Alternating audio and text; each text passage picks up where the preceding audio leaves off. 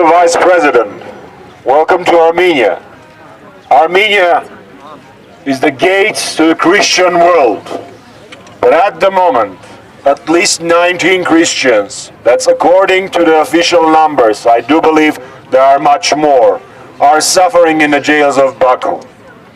Just because they are Armenians, just because they refused to abandon their own homeland. I do believe that the values of democracy and abasing human beings are at most importance for you.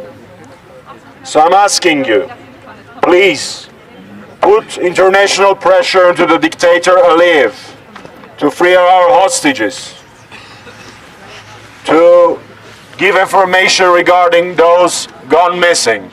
It's not a political issue. It's not a geopolitical issue. It's a humanistic issue. And I do believe that you will use the opportunity of visit to Baku to voice up our concerns.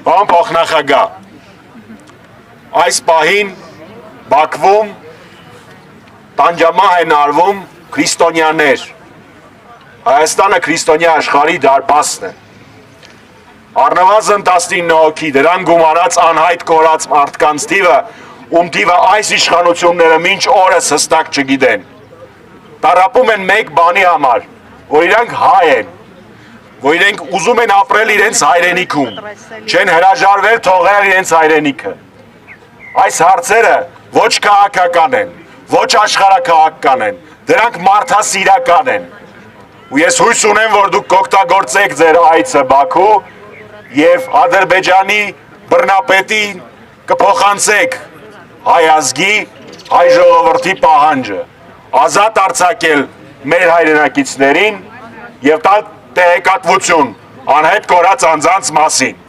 Ազատություն! Ազատություն!